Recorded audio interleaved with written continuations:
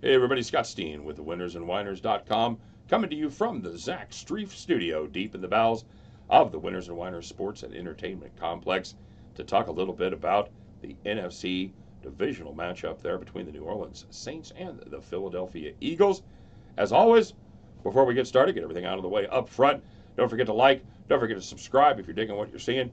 Check out both of our websites, winnersandwhiners.com and statsalt.com, for deep dives into not just these contests, but every other game going on in America every single day.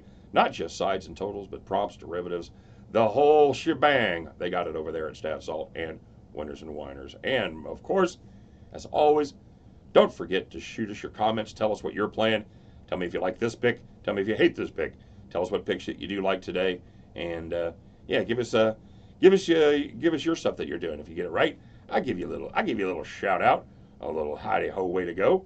So yeah, we got some great cappers. I love it when they share the picks because it's always just more knowledge to help beat the books. All right, guys. So here we go. Oh, one last thing.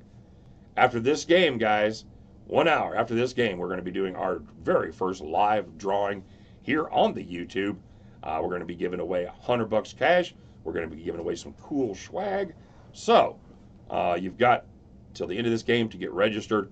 About an hour after the game, that's when the drawing is going to go. So make sure, maybe halftime, maybe one of those rare commercial breaks they take during the football game, you can get over and get yourself registered for the drawing. So thanks for that. Good luck, everybody. All right, here we go.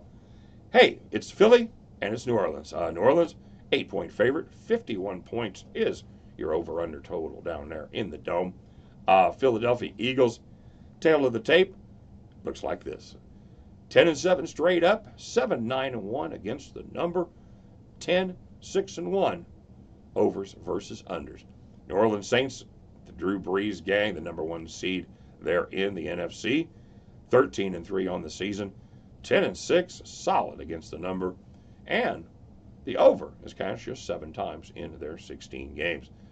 So guys, we have 2 stone cold lock of the century, absolutely going to happen. First ballot Hall of Famers left in the playoffs. Sit down, Phillip Rivers. Ain't nobody talking to you. We've got Drew Brees and we've got Tom Brady. Want to know a fun fact about their teams this year? Both of their teams, the Saints and the Patriots, are in top 5 in rushing attempts. Not exactly the Mad Bomber reputation that both of those guys have. The Saints, in fact, they average 29.4 rushing attempts per game. Why do they do this? Because it's a great thing to be well balanced. As everybody knows, when's the best time to pass? When you might not be passing. That's when they don't have to respect the run. Those guys get a chance to pin their ears back. They can slough off their coverage, and they can do all kinds of bad things to limit your passing game. So that's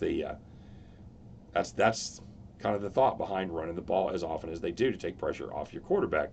I know these guys played once before, and if you might recall, the Saints they scraped by against the Eagles.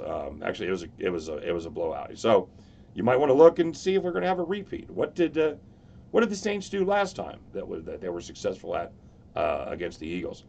Actually, that's a trick question. Everything they did was successful against the Eagles. They ran the ball 37 times. Brees also he did his part. He pitched in for 373 yards. But lately, Brees' numbers been in a little bit of a funk, and everybody's just like they're whispering about Tom Brady. They're starting to whisper just a little bit about Drew Brees. What's wrong with Drew Brees? What's wrong with Drew Brees? What's wrong? You want what's wrong with Drew Brees? One thing. What's wrong with Drew Brees is he has had numerous 6'5" 340-pound gentlemen streaming towards him, trying to separate him from his memories. He has had pressure, and he's had the worst pressure that Drew Brees can have. He's had pressure right up the middle from the tackles working their way in.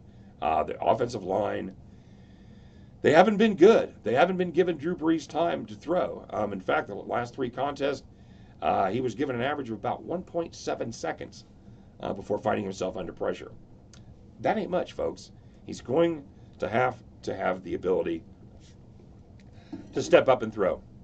Drew's to a point While he still could get after it a little bit with the wheels and move outside the pocket on occasion, Drew Brees needs to be able to step up into a clean pocket to throw the ball downfield. Hey, now, there is good news for the New Orleans Saints. They've had a lot of guys injured at the tackle position, and it looks like they're going to get most of them, if not all of them, back. All these guys were full participants in practice this week. Armstead, Pete, and it looks like they may even get Bushrod back. Bushrod, sir. Bye, Bushrod. Sorry, that's my tribute to Judge Schmales and scene. But the healthy O-line can make a real difference in keeping Drew clean, because they're even with the plug and play, they've still been okay at running the football. Where they definitely have struggled is giving Brees enough time to get the ball down the field.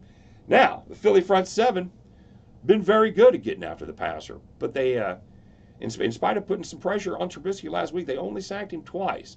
So they can be beat. But the part that I don't like about the Phillies, because I think the Phillies defense, they'll have some moments, but I think the Brees and Kamara and the guys, I think they're still going to be able to get their thing done.